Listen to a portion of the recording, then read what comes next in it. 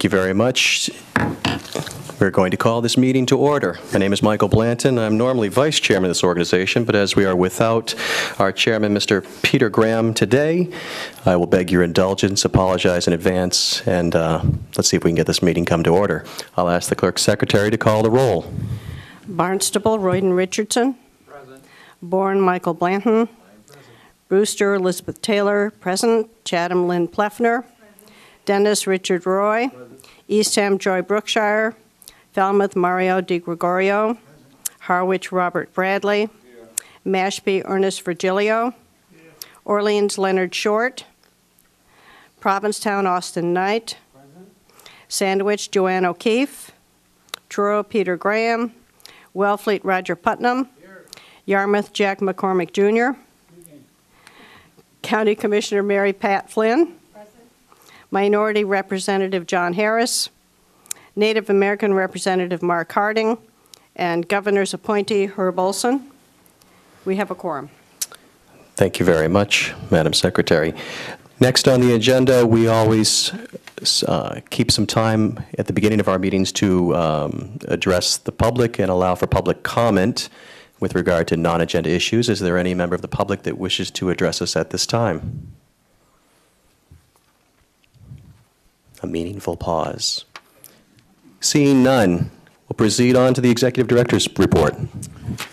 Thank you, Mr. Chairman. I just have one important point of interest for the members today, and that is to notify you that as of yesterday, the Commission has formally withdrawn from the mediation process regarding the lawsuit between the Conservation Law Foundation, Buzzards Bay Coalition versus the EPA. As you know, we were invited to participate in that mediation as interested parties at the early part of September, and we participated as much as we could. We've advocated for our position consistently that it should be one that pays a great deal of attention to cost and to local control and homegrown alternatives, and so we've carried it as far as we could, and yesterday we formally withdrew from that process. So we'll be meeting with the commissioners, the Board of County Commissioners, tomorrow at 3 to inform them. And that's all I have. Thank you. Thank you very much, Mr. Niedzwiecki. We have the 2 sets of minutes to approve. I'll ask if members have had a chance to review and a motion to approve the minutes from September 15th, 2011. I hear a motion and a second to that motion to approve those minutes. All those in favor signify by saying aye. Aye. Any opposition? Any abstentions? Hearing none, I declare those minutes approved. Also, we have the minutes from the October the 13th, 11. I'll entertain a motion to accept those minutes. I've heard a motion and a second. All those in favor, please signify by saying aye. Aye. Any opposition? Any abstentions? One abstention noted. Any others? I declare that the motion passes. Next, we do have a public hearing. The Cahoon Museum of American Art, the final hearing draft decision. I'd like to ask the Secretary Clerk to read the hearing notice. The Cape Cod Commission will conduct a public hearing on Thursday, December 1st, 2011 at 3:00 p.m. in the 1st District Courthouse, Assembly of Delegates Chambers, Route 6A, Barnstable, Mass. The following Development of Regional Impact, DRI, has been referred to the Cape Cod Commission under Section 13A of the Cape Cod Commission Act, Chapter 716 of the Acts of 1989 as amended, and Sections 3 and 7 of the DRI enabling regulations. This project will be considered for a DRI approval. The purpose of the final hearing is to allow for proposed corrections to and comments on factual information contained in the draft written decision. This project will be heard pursuant to Section 13A of the Cape Cod Commission Act and Sections 3 and 7 of the DRI enabling regulations. This notice is being published as required by Section 5 of the Cape Cod Commission Act. Project name, Cahoon Museum of American Art, Inc. Project applicant, Cahoon Museum of American Art, Inc. Project location, 4676 Falmouth Road, Cotuit, Mass. Project description, The project involves expansion of the existing Cahoon Museum, which will entail the demolition of a 10 by 14-foot rear wing and the construction of a new two-story, 3,566 square foot addition with a walkout basement. The Cahoon Museum is a contributing building located within the Santuit Historic District, which includes only 8 buildings. This area has been designated as a National Register District and a National Register Multiple Resource Area. The proposed alteration to the building has been deemed substantial by the Barnstable Historical Commission. Thank you very much, Elizabeth. At the inception of final hearing, we need to swear everybody in. That would include the applicant, any of our staff, officials, or members of the public who do wish to testify. And I will ask whether or not our distinguished member from Barnstable, also a justice of the peace, would do the honors in swearing those folks in. Thank you. You on the payroll? Double my salary? All those people that are going to testify, please stand. Repeat after me. I, and then your name. I, Deerwild, Do solemnly swear do solemnly swear the testimony that I'm about to give the testimony that I'm about to give is the truth, is the truth, the whole truth, the whole truth, and nothing but the truth. and nothing but the truth. Great, thank you. Thank you very much, everybody, and thank you, Mr. Richardson. I'll ask the subcommittee chair to entertain in approving the draft set of minutes from their November 7th meeting.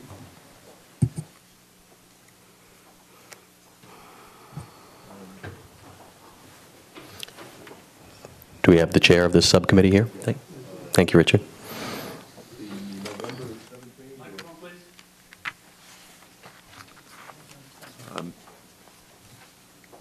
Can I have a motion from the committee to approve the minutes of the November 7th meeting?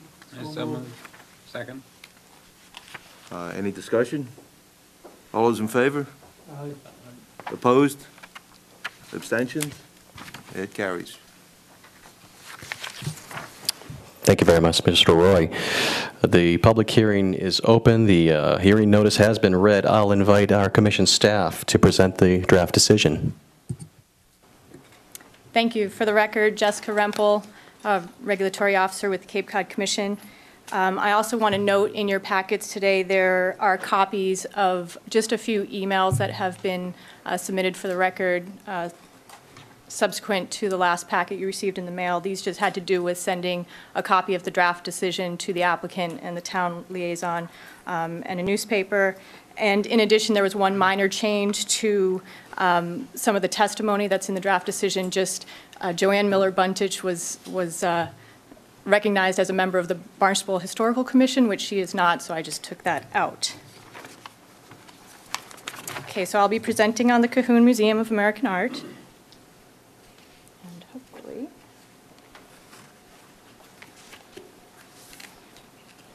the down one, not working. Okay. So the presentation will proceed as follows. I'll give a brief description of the existing setting, project description, review the Commission's jurisdiction and procedural overview, and also give subcommittee project analysis, at which time Sarah Korjeff of the Commission staff, the Historic Preservation Specialist, will also provide part of the presentation, and then move into conclusion and subcommittee recommendations. So the existing setting, the project location is 4676 Falmouth Road in Cotuit, Mass. It is known as the Cahoon Museum, also known as the Zenas Crocker Homestead, and was the former residence of renowned Cape artist Mr. and Mrs. Ralph Cahoon. It was constructed circa 1782 and is a two-story gable roof structure in the Georgian colonial style. It's a contributing building within the Santuit Historic District, which includes 8 buildings, most of which were owned by the Crocker family. Designated a National Register District in November of 1987, and is considered one of the early economic centers of one of Barnstable's villages. This photo is just to provide you with a look at the existing structure in case you haven't been to the site. The building itself presently houses the museum's collections, a gift shop, offices and storage space. However, staff at the museum have found the space to be limiting in that it is too small for larger art exhibitions, meetings, workshops, and lectures. The storage does not meet the needs of the staff and does not address climate controls required for artwork. The only access to the second floor is through a single narrow stairway and is not handicap accessible. And the other issues that were identified include there's only a single driveway for parking, a failed septic system, and inadequate lighting. Okay, so in the project description, I'm going to refer to the elevation model at the bottom. And just to note that the white building on the right is the existing historic structure, and everything to the left of that with the gray bars is the proposed addition. So the proposed project is to demolish a 10 by 14 foot rear L and construct a 2-story, 3,566 square foot addition with a walkout basement. The 2-story portion abutting the existing building will house the elevator and a stairway. The 1-story portion in the center with roof dormer will house a new entry and gift shop. And the 1-story portion to the rear with the clear story above will house a large gallery. The full basement will be a walkout to the expanded rear parking lot and will house restrooms, mechanical spaces, storage, and a workshop. In addition, the detached garage on the east side will be removed to allow for a new 2-way entrance. The west driveway will be widened for a new right turn in, right turn out only access and egress to improve traffic flow and safety. And other improvements include new lighting, sidewalks, and handicap accessibility, a new sprinkler system, and a new septic system. Regarding commission jurisdiction, at a public hearing on June 7th in 2011, the Barnstable Historical Commission found that the project proposed substantial alterations to an historic building and that the project was therefore subject to Cape Cod Commission review. On June 24th, 2011, the Barnstable Historical Commission, through John Klim, the town manager, referred the project to the Cape Cod Commission. Therefore, it is being reviewed subject to the sections of the Act and enabling regulations noted on the slide as substantial alteration of a building listed on the National Register of Historic Places. And in addition, projects involving historic properties, the Commission waives application of minimum performance standards other than those of the Heritage Preservation Community Character section of the Regional Policy Plan.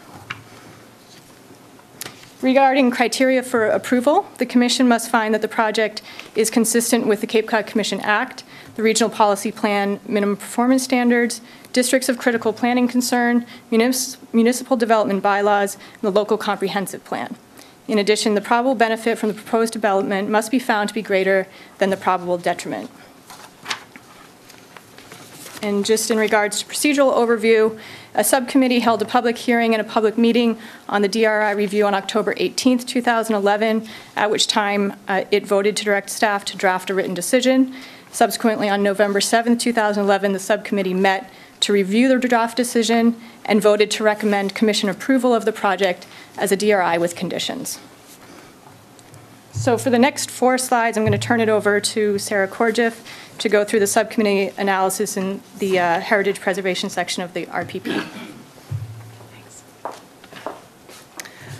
Hello, for the record, Sarah Korjeff, Preservation Specialist. I'm going to highlight the findings and conditions in the draft decision, in the decision that are related to historic preservation. Specifically, the primary minimum performance standard that this project was reviewed against is HPCC 1.1, which deals with historic structures. It specifically requires the historic structure's form, massing, and key character-defining features, including its relationship to site and setting, to be preserved. The subcommittee in this project found that the proposed addition will preserve the historic structure's key character-defining features, and they made that determination based on a number of factors in the building design, specifically the fact that the addition is located to the rear of the historic structure on the least prominent facade. As you can see in the elevation drawing that's shown at the bottom of the slide, again, the building shown in white is the existing structure, and the addition is rendered in a gray tone, so you can see it on the left-hand side. A small portion of it is visible when looking from the front. In addition, this proposed addition was placed in a location where there already had been alteration made to the historic building. And the new addition is oriented in such a way that it preserves the historic structure and the structural posts on the rear wall. Can you advance to the next one? Thank you. In addition, as you can see from this side elevation of the proposed project, the addition includes a jog in the wall of about 18 inches at the northwest corner of the historic, where it meets the historic building, and this allows them to preserve the architectural detailing located at that corner and also to preserve the original massing of the historic building. The addition is also designed so that it is entirely lower in height than the existing building.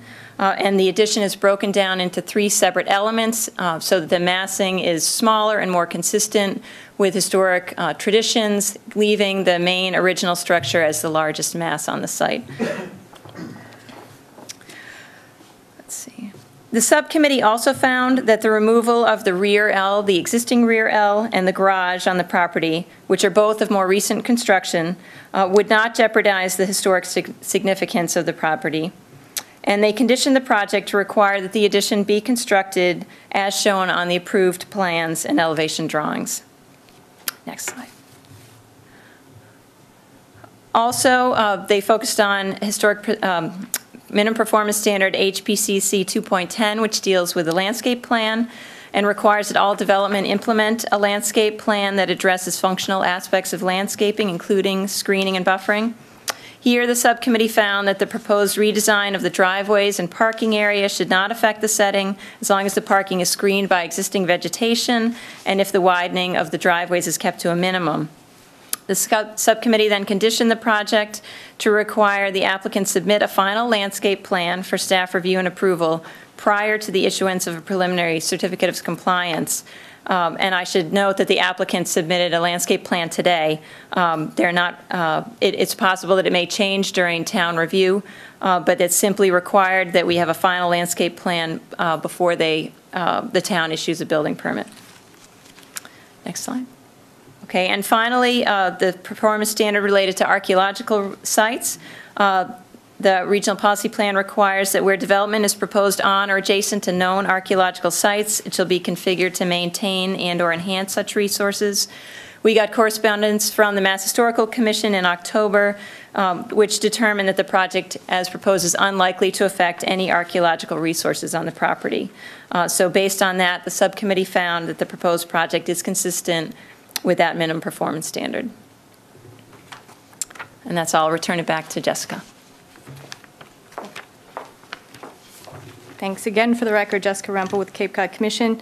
So in regards to standards for DRI review and approval, in written correspondence on September 21st, 2011 from Joanne Miller-Buntich, Director of Growth Management for the Town of Barnstable, she wrote that the project is consistent with the local comprehensive plan, with municipal development bylaws, and is not located within a district of critical planning concern.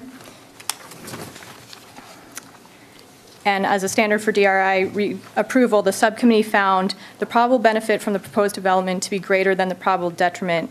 The probable benefits the subcommittee identified included that the project will allow for increased exhibition space while preserving the structure's historical significance and historical items. The project will allow for the potential for increased visitation to the museum, and that the proposed reconfiguration of the driveways will be an improvement over the existing conditions. So in conclusion, the subcommittee voted unanimously to recommend to the full commission approval of the proposed 3,566 square foot Cahoon Museum of American Art addition as a DRI with conditions. Thank you. Thank you very much, Jessica and Sarah. At this point in the hearing, I will now ask the applicant if they have further comments or a presentation to make to us. Good afternoon. For the record, my name is Stephen Cook. I'm the owner of Katuah Bay Design LLC. I'm the project designer. With me is Bill Dixon. He's chairman of the building committee, and Richard Waterhouse, the museum director. Jessica and Sarah did a great presentation. I'll touch on a few points. Below me is the landscape plan that I dropped off today with them. Shows what we're planning to do on the site. I also have some 3D renderings, a site plan, the architectural plans. As for on the 3D plan, the new addition, I'm not going to repeat everything that Jessica and Sarah said, but some things on the addition is The siding's going to be natural siding, white cedar shingle. The roof color is going to match, asphalt roof to match what's there. The trim around the windows and trim on the building are going to be painted red as an accent on the existing building. We felt like if we painted the whole addition red, you would have this large red building with white trim. So we're trying to downplay the addition by accenting the trim and with red on it. Landscaping, we're trying to keep with the character of the area. We're having, brick patios, a lot of native vegetation. We're going to try to use what's there and bring in vegetation that's historic in character for a site such as this. As for the driveways, on the plan, what we determined with the traffic in that situation, that we'll have a two-way exit and entrance on the east side to bring it to the parking lot, and on the west side there'll be a right turn in only from the east and a right turn exit heading west. So that's how we configure the drive with the parking in the rear. This brand new septic system down behind the parking and drainage underneath the parking, so all roof leaders will come off the building and down into that drainage underneath the parking lot. Getting into the design of it, we tried to figure out handicap accessibility because the building is old and there wasn't any access to the second floor. So we tried to design the stairway and the elevator where it's tucked in behind the two-story part of the existing building to minimize how it affects the view and everything. Part of it you will see from Route 28, you'll see part of it sticking out, but you'll see the two-story from the west. And then we scale everything down for the entrance. We have an entrance where you come in from the parking lot with a handicap ramp on the west, and on the east there's an entrance that goes out to a patio for functions. Then we have the large hip-roof gallery with clerestory, so that's where all the artwork will be stored, different shows and things like that. On the lower level, we were very short on storage, so there's a large storage room on the lower level. There's a workshop and gallery type of space or studio type of space for artists to use and to have lectures.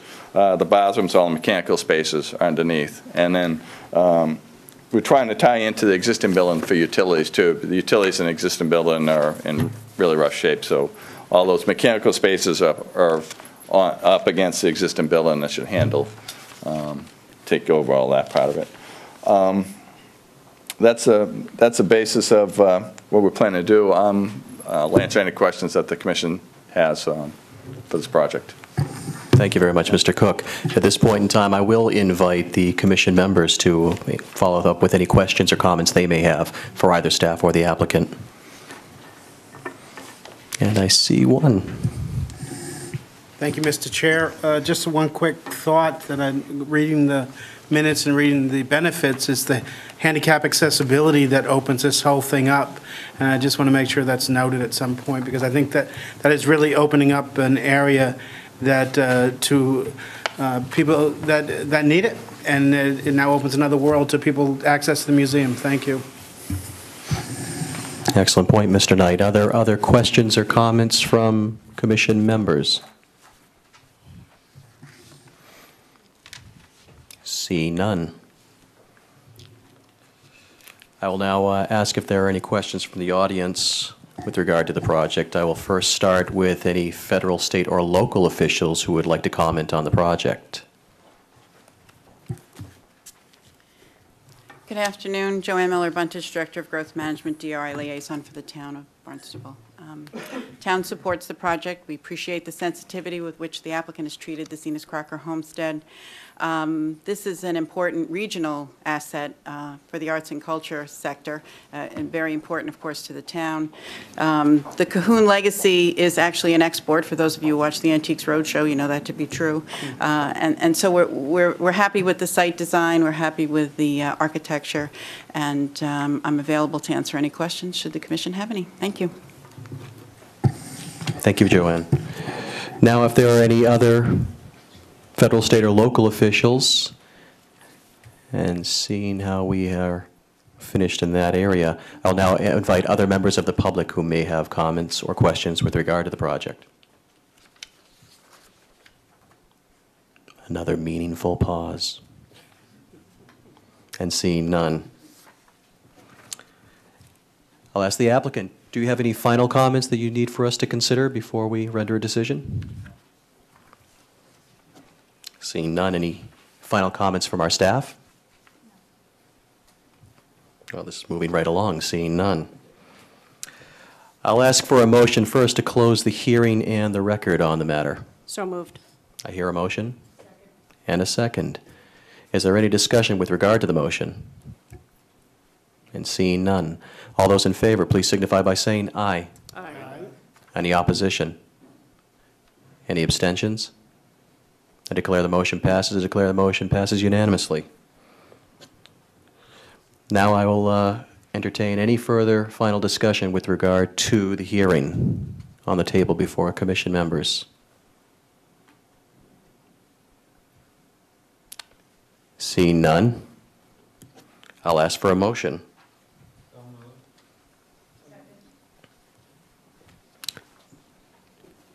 I think that's excellent progress, but I think we probably need something a little bit more formal in the manner of language for a motion. Correct, Counselor? Yes.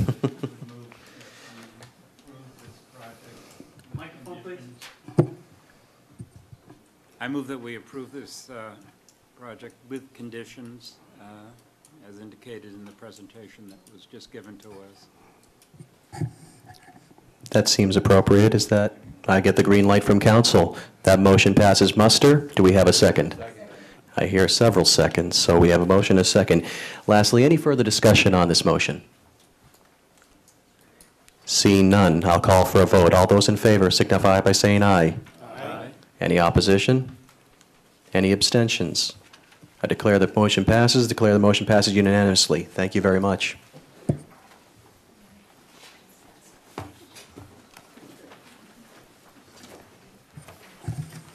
And moving readily along, we also have another public hearing with regard to the Deerwild Realty Trust A&R, a final hearing and a draft decision. This is being continued from November the 16th of 2011, and I have notes here indicating we do not have a hearing notice required for this particular element.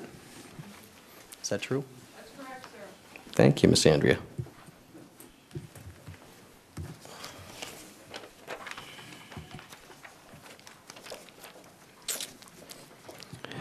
At this time, I will ask the subcommittee chair of the Deerwild project to entertain and approve the draft set of minutes from the November 22nd meeting. Yes, Chair of the subcommittee, I would ask one of the subcommittee members to please move the minutes. So moved. Moved and seconded. Any further comment on the minutes, additions, corrections? Hearing none, ask for a vote. All those in favor, please say aye. Aye. Any opposed? Any abstentions? Passes unanimously. Thank you. Thank you, Mr. Subcommittee Chair. I will declare that this is a continued public hearing. It is open. It is a continuing hearing. And at this point, I will invite Commission staff to present the draft decision.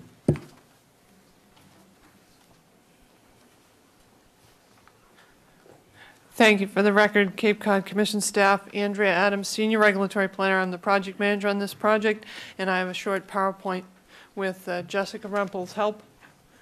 And I would also note for the record that there's a copy of the draft written decision in your packets. You have a copy of my PowerPoint. There was also some on the clerk's table. And as of 3 o'clock today, I had not received any additional correspondence on this project from any member of the public or the town. My overview will cover the project description, commission jurisdiction, standards of review, the subcommittee's analysis, and recommendations. The project description, it's a 41.45 acre property in Dennis, located at 102 Situate Road. Again, in your packet, you should have a color copy of the draft decision, and attached to that decision is something called Exhibit A, which shows you the subject property and how it's going to be divided. The proposal is to subdivide the property into 2 lots, creating one of 23 acres and one of 17 acres. The property is currently subject to a conservation restriction, or CR, and development is now and will continue to be limited subject to that conservation restriction. And development is specifically limited to what's called the building envelope. And again, if you look on that plan, which is red and green, you can see building envelope B. That's the building envelope that's in play with this particular decision. There are actually 2 on the property, but the only one that's in play for the purposes of the Cape Cod Commission's decision is building envelope B. In terms of existing development on the property, it includes 2 houses, horse corrals, outbuildings, and a tennis court. In terms of the jurisdiction, it qualifies as development of regional impact, or DRI, per Section 3C, and you can see the language there yourself. The land is over 30 acres in size, and it was in common ownership or control on or after that date, and what the applicant is proposing to do is reassemble and recombine the lots. The applicant applied for what's called a DRI exemption. That's subject to Section 12K of the Commission Act and Section 8 of the Enabling Regulations. And any applicant that's already a development of regional impact or subject to Commission review can apply for a 12K exemption. And you see the standards in italics there before you. Basically, that the location, character, and environmental effects of the development prevent its having significant impacts on the values and purposes protected by this act, meaning the Commission Act, outside of the municipality in which the development is to be located. And the enabling regulations further state the applicant has the burden of proof. In terms of the analysis per the applicable regional policy plan sections in land use, it's classified as other on Dennis's land use vision map. And the subcommittee found that the proposed project doesn't pose a threat to the underlying resources or land uses protected by the other category, noting that the CR will actually extend to an additional 2.63 acres that currently aren't in the conservation restriction, and they found it was consistent with minimum performance standard, or MPS, land use 1.1. In water resources, again, as I noted, the current conservation restriction, and they're actually going to have to amend that restriction, require that no additional houses be constructed on the property beyond the current number. And again, creates a specific area or building envelope where that additional, or I shouldn't say where that replacement construction can occur. We note that the southern quarter of the property is in the Sassuat Harbor Marine Water Recharge Area, and there's no nitrogen loading threshold concentration for this marine water recharge area. However, the applicant estimated that there are approximately 12 current total bedrooms on the property now, and that the subcommittee estimated that the nitrogen loading using these 12 bedrooms would be less than 1 part per million, and that again, if development is replaced in kind, which is required by the conservation restriction, it will not exceed the 5 part per million standard in the Regional Policy Plan Water Resources section, goal number 1. In terms of what the finding is, I would also note that the CR now in the current amendment allows the existing dirt driveway to be paved with impervious surfaces so long as no road runoff is directed toward an adjacent wetland, which directly abuts the upper portion of the access drive as it connects to the public ways, and allows it to be reconfigured, but the reconfiguration has to push that driveway further away from the wetland buffer and allow it to be restored. In terms of coastal resources, it contains several coastal resources because it progresses from inland to actually Cape Cod Bay. It includes dunes and a coastal bank and beach. The conservation restriction in place now allows dune stabilization with bulkheads, groins, and revestments, but they must be approved by the Dennis Conservation Trust, which is the holder of the current conservation restriction, and any work would also require consistency with the Massachusetts Wetland Protection Act. The regional policy plan doesn't allow new development on a barrier beach or coastal dune. Those words are capitalized because they're specifically defined as a coastal resource. But we note that the CR allows also the right to clear and maintain a 6-foot wide beach walkway easement and bridle paths and maintenance of view sheds by limbing of trees or crowning. Based on all of this, the subcommittee found that the beach dune nourishment, if it does occur, which is not necessarily proposed based on the applicant's materials submitted for the record, would not have adverse impacts on the resources and values protected by the Commission Act, and also found that the clearing and maintenance work relative to maintaining the beach walkway, the bridle paths, and view sheds would also not have adverse impacts. In terms of natural resources, which covers wetlands, plant wildlife habitat, they contain a mix of habitat types and Shiverick Pond, which is a freshwater pond. However, as per the original conservation restriction, the applicant had a baseline data and natural resources inventory prepared in 2000, which provided an indication of the habitat mix. The building envelope area is currently proposed, even though it is going to shrink, does extend into the 100-foot wetland buffer, and minimum performance standard Wet 1.1 prohibits wetland buffer alteration, and 1.2 requires a 100-foot undisturbed wetland buffer. By the same token, however, the conservation restriction, including the proposed amendment, prohibits alteration of any wetland out in the restricted area, which means the area beyond the building envelope, because once you progress outside that building envelope, you're in the area of the conservation restriction. That's why it's called the restricted area. Minimum performance standard also 1.3 requires utility lines be located outside of wetlands unless no feasible alternative exists. Basically, the subcommittee, when considering the record, found that it's unlikely that new development would extend further into the wetland buffer. And also note that minimum performance standard wildlife and plant habitat 1.1 requires an NRI, which was done in 2000, and the subcommittee found that that baseline was sufficient to address that minimum performance standard. And also note that the site is not mapped as rare and endangered species, and there are no vernal pools. In terms of open space, minimum performance standard open space 1.1 requires development in a significant natural resource area to cluster. The site is not mapped by the regional policy plan as significant natural resource area, but by the same token, the conservation restriction now and in the future preserves a large part of the site.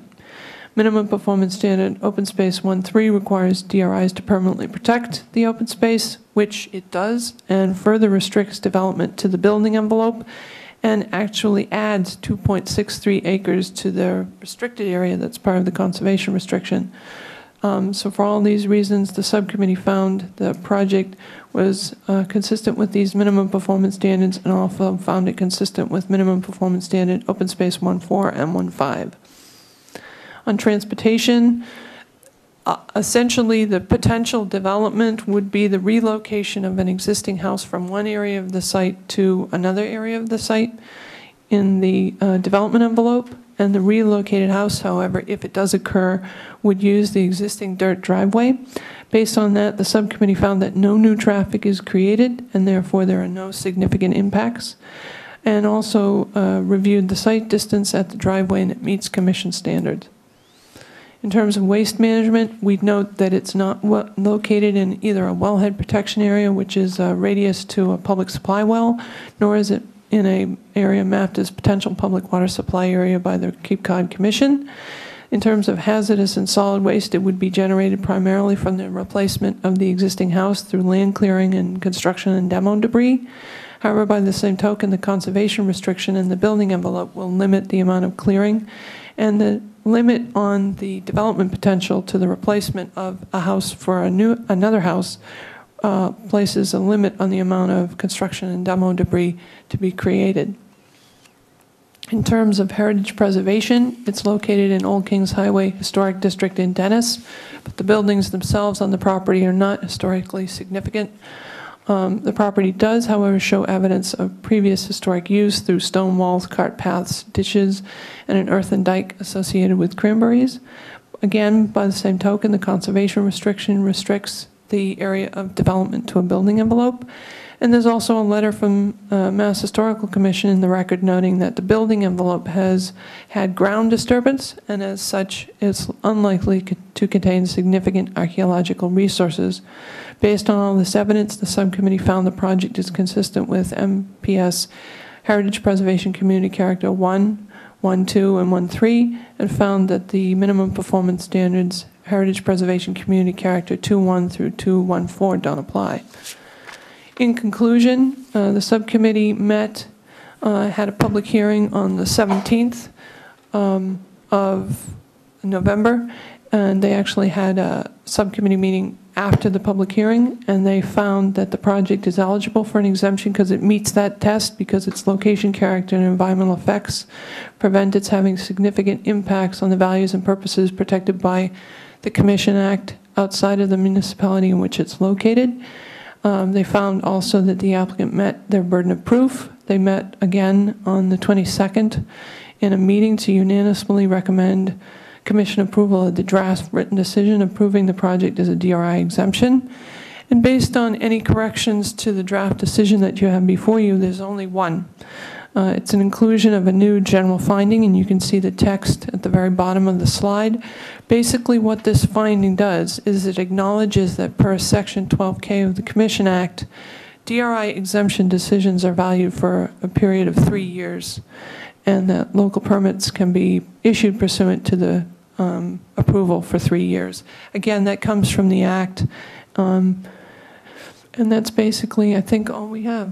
But the Commission staff is here to answer any questions you have. Thank you very much, Andrea. At this time, I'll also invite the applicant to make a presentation if they so desire.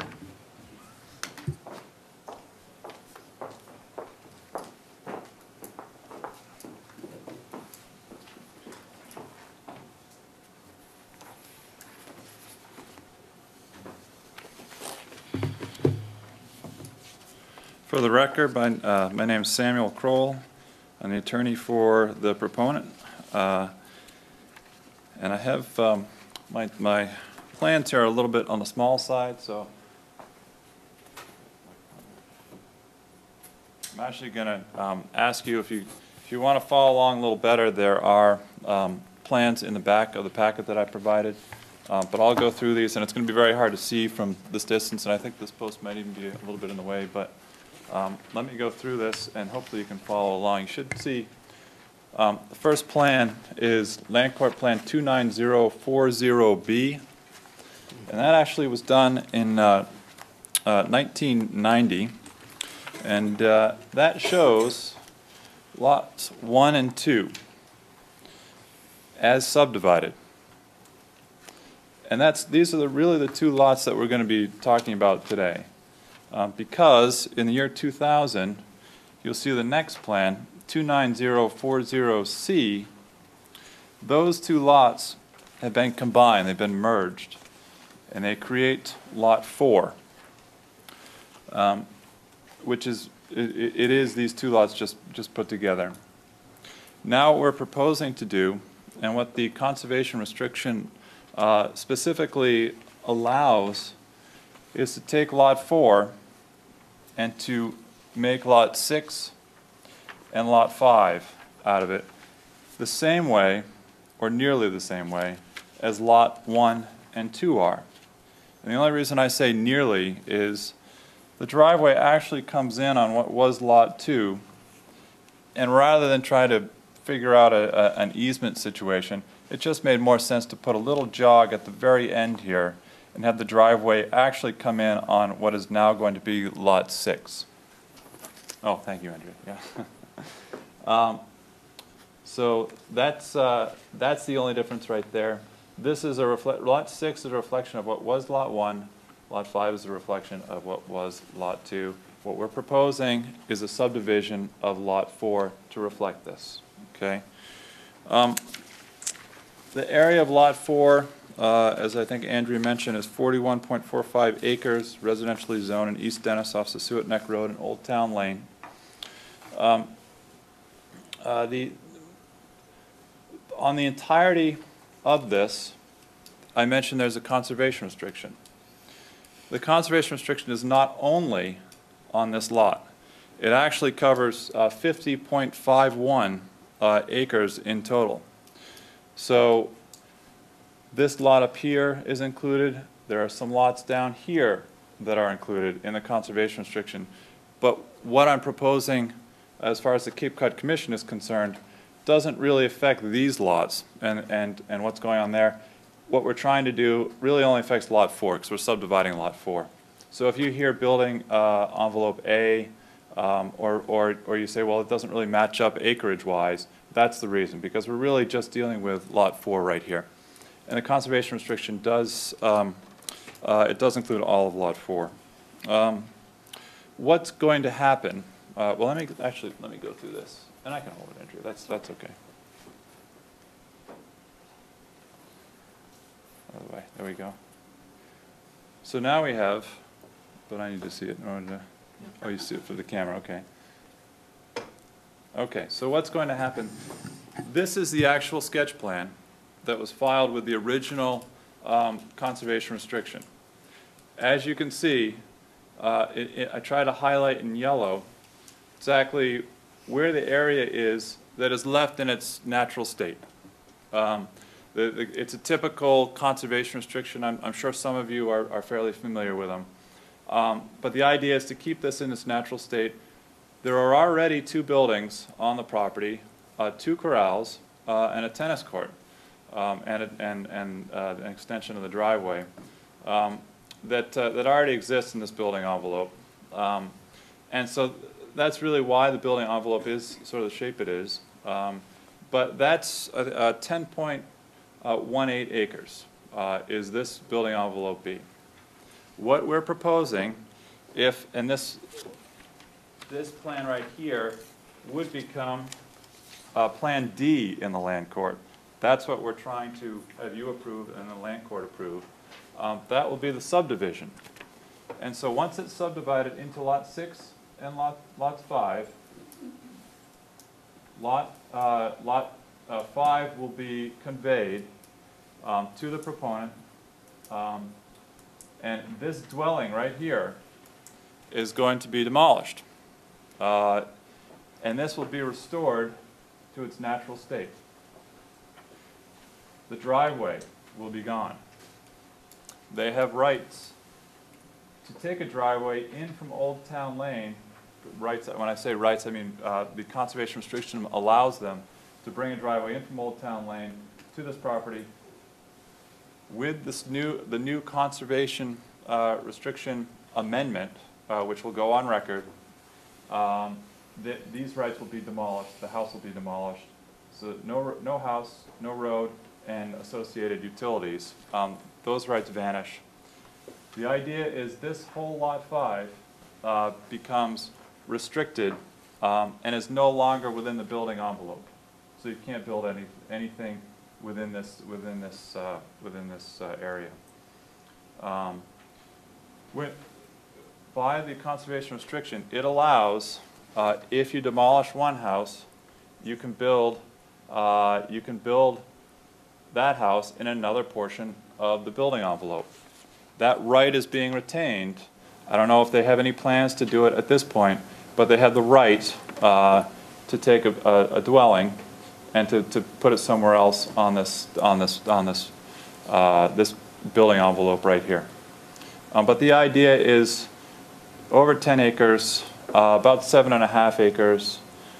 You're taking about 25% of the building envelope and making it restricted and restoring it to its natural state in perpetuity. That's the idea behind it.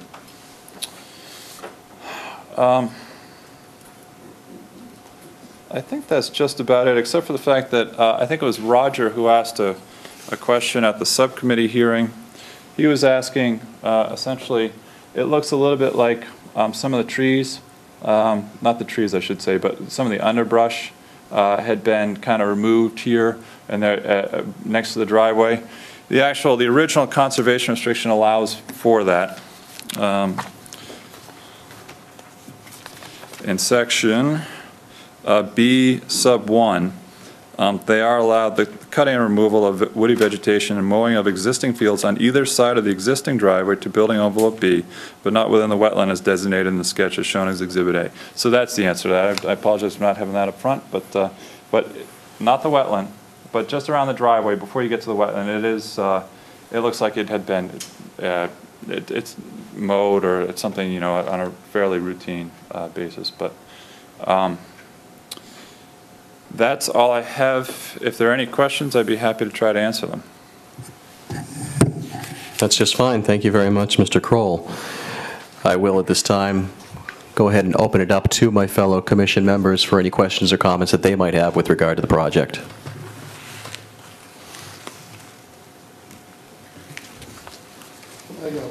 Hi. Mr. Virgilio.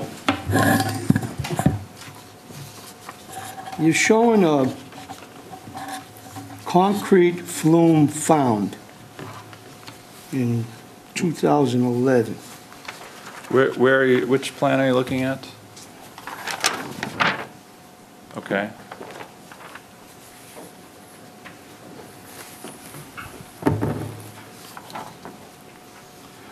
And in 29040C, 2001, there's definitely a concrete flume. Is that active? Not active? I've never seen the property, so Yeah. I can't.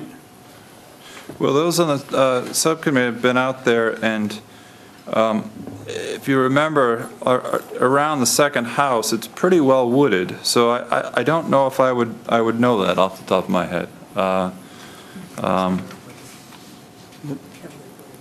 Heavily wooded. I just find it interesting that that located flume. Yeah. It confuses me as to why that would not have been kept up. I don't know the answer to that, but you know that area is already within the conservation restriction. Yeah, I identified that. Right. When you say the conservation restriction area, Right. does that mean that this property remains exactly the same, or does a flume like that get attention? You know, the idea is that it remains the same. Any conservation restriction, I don't think there, in reading any have the conservation restriction, it doesn't appear that there's any onus on the owners. If it's on the property, it looks like it's just on the border of the property, to address it or remove it. I think the idea is you just let it be in its natural state. So. Okay, that's Yeah. all I wanted to know. Does that question satisfy you, Mr. Virgilio? Not really, but I don't want to get into too much detail. Fair enough. Any other further questions or comments from staff? Mr. Roy?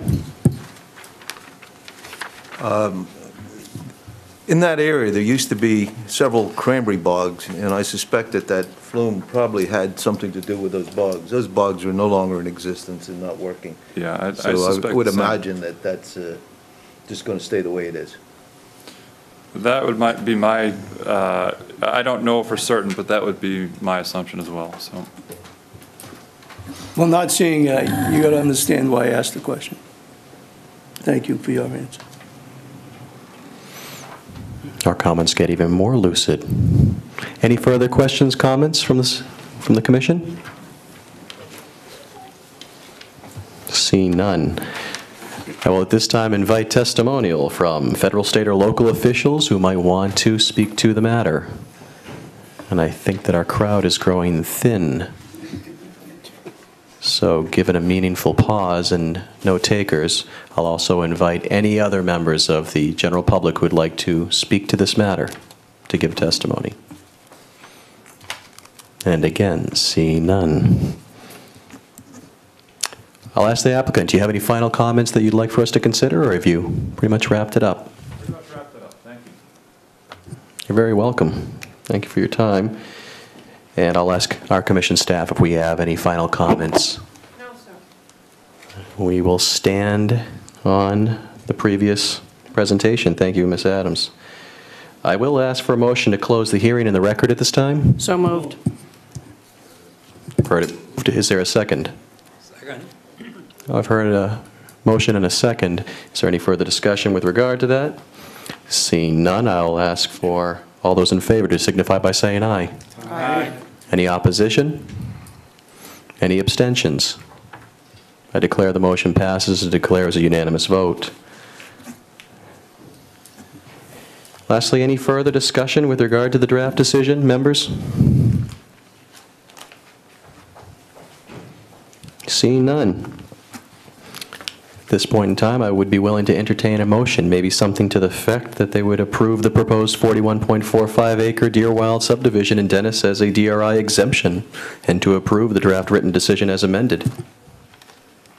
I move to approve the proposed 41.45-acre Deerwild subdivision in Dennis as a DRI exemption, and to approve the draft written decision as amended. That's an excellent motion. I couldn't have said it better myself. Is there any further discussion with regard to that motion on the floor? Seeing none, I'll call for a vote. All those in favor, please signify by saying aye. Aye. Any opposition? Any abstentions? Seeing none of the above, I declare this motion passes. I declare as a unanimous vote. Thank you very much. And at this time, we've made it through our regular agenda worth of business. So before we finally conclude, I'd ask if there is any other business that we need to entertain, either from the members, staff, or members of the public. Oh, Mr. Director. Just quickly, the next meeting is on the 15th, and we have a very aggressive agenda, so this would just be a plea for attendance as we move into the end of the year and the holiday season. Thank you. Thank you for that reminder, Paul. Any of the other members have anything to add before we conclude for the day? Mr. Chairman. Yes, Mr. Putnam. I would like to have this board extend its congratulations to the Assistant Chairman for having run a very distinguished, comfortable, and quick meeting. By acclamation. Well, thank you very much. My esteemed colleague from Wellfleet does me some fair honor there. And I, again, thank you very much for your indulgence. My prayers and thoughts, as I'm sure many of yours are, with our chairman as he attends to family business. And thank you very much for your commentary and your time. Unless there's any other further embarrassments, I would entertain a motion to adjourn. I heard a motion and a second. Shall we conclude? Declare this motion is passed and our meeting is ended.